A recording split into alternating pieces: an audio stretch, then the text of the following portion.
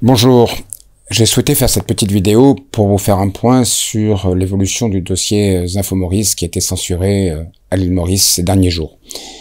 Je vous rappelle les faits, c'était mercredi soir. Beaucoup de nos lecteurs mauriciens nous ont interpellés pour nous signaler qu'ils ne pouvaient plus se connecter à Zinfo Maurice depuis l'île Maurice. Nous avons pris du temps pour tout vérifier, nos techniciens se sont penchés sur le problème et le lendemain, il est apparu que, en fait, une partie seulement, la plus grande partie des Mauriciens ne pouvaient plus se connecter puisqu'il s'agissait essentiellement des abonnés à Mauritius Telecom. Les autres abonnés aux autres opérateurs Internet de Maurice pouvaient continuer à se connecter, mais comme vous le savez sans doute, Mauritius Telecom est de loin le plus gros opérateur Internet à Maurice et donc, de fait, la plupart des Mauriciens ne pouvaient plus accéder à Zinfo Maurice. Une fois que cela ça a été validé, il a fallu essayer de comprendre qu'est-ce qui s'était passé. Est-ce que c'était un bug? Est-ce que c'était une volonté délibérée, une censure qui concernait Zinfo Maurice? Et là, tous les techniciens, tous les spécialistes que nous avons contactés nous ont expliqué que ça ne pouvait être qu'une censure parce que pour arriver à un tel résultat, il fallait une opération humaine qui consistait à déprogrammer Zinfo Maurice et que si jamais ça avait été un bug, d'autres sites auraient été touchés. Comme nous étions le seul, c'était donc manifestement une censure. On imagine mal Mauritius Telecom prendre sur lui seul de faire cette censure et le fait que l'État mauricien soit un des plus gros actionnaires de Mauritius Telecom nous a incité immédiatement à penser que c'était un ordre du gouvernement de censurer Zinfo Maurice à Maurice. C'est un acte excessivement grave, comme je l'ai eu l'occasion de l'écrire dans un article. On juge une démocratie à la façon dont elle traite ses journalistes. C'est la Cour européenne des droits de l'homme qui a dit que les journalistes étaient les chiens de garde de la République. Donc, quand on s'en prend aux journalistes, c'est, je dirais, le signe qu'on n'est plus une démocratie. Zinfo Maurice, comme vous le savez, est basé à l'île de la Réunion. Pourquoi? J'aurais très bien pu créer une société à Maurice et travailler depuis Maurice. Mais c'est justement parce que je savais que la censure existait à Maurice. C'est parce que je savais les pressions, mais quotidiennes, que font les membres du gouvernement, le cabinet du Premier ministre, sur les journalistes, les menaces même, que j'ai décidé de l'installer à La Réunion pour mettre à distance de ces pressions. Lors de mes déplacements à Maurice, j'ai rencontré des journalistes qui tous m'ont fait état des menaces qu'ils recevaient, et souvent même de menaces physiques.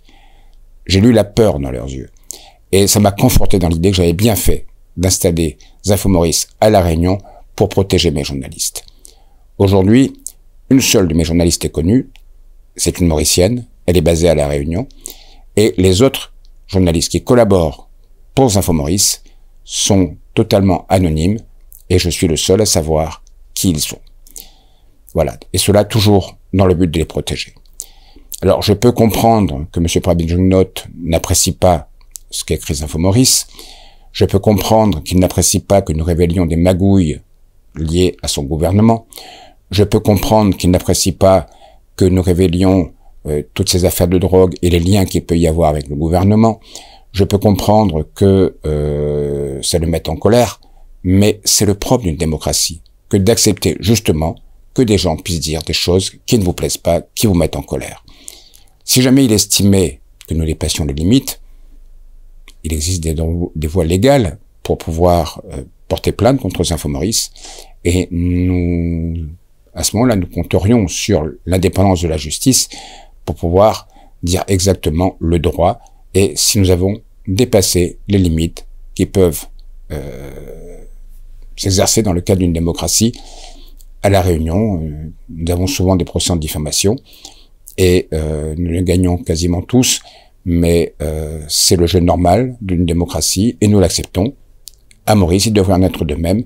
Et le simple fait qu'un gouvernement puisse faire censurer un organe de presse, et là j'insiste parce que c'est très important, sans aucun jugement d'un tribunal, d'une simple décision d'un gouvernement de dire voilà, on ferme, Je trouve ça, mais alors c'est le summum pour moi du scandale politique. C'était vendredi soir. On m'a signalé que le site était revenu à la normale, que Mauritius Telecom avait à nouveau commencé à nous diffuser. J'imagine que M. Pravin-Gennot a pris conscience de la bêtise, et je suis gentil, j'allais dire un gros mot, qu'il avait faite, parce que nous, à La Réunion, nous avions commencé à nous mobiliser. Plusieurs articles étaient déjà apparus dans certains journaux. Nous avions programmé une conférence de presse pour dimanche matin. Nous avions alerté la région Réunion, qui est compétente en matière de coopération régionale. Nous avions alerté le département, nous apprêtions à alerter la préfecture. Nous apprêtions à alerter également l'ambassadeur de France à l'île Maurice, parce que c'est un site d'information français qui était en fait censuré, ce qui est excessivement grave, et qui l'a touché aux liens diplomatiques entre l'île Maurice et la France. Donc je pense que M. Pravin-Gennot a pris à ce moment-là conscience de l'erreur qu'il avait faite, qu'il a fait marche arrière, tant mieux. Mais je veux dire, tout ce qui s'est passé là me conforte dans l'idée que j'ai eu raison quand j'ai créé ce site il y a environ 4 ou 5 ans, quand je me suis dit que à Maurice, les journalistes n'étaient pas libres de dire ce qu'ils voulaient, qu'il y avait une énorme autocensure, et que si nous voulions pouvoir dire la vérité, eh bien, il fallait aider les Mauriciens à savoir cette vérité et le faire depuis l'île de la Réunion. Voilà. Écoutez, longue vie à Info Maurice. J'espère que nous serons encore présents pendant longtemps et que nous pourrons avoir de plus en plus de lecteurs de façon à pouvoir, le mieux possible, pouvoir vous renseigner et vous informer. Merci.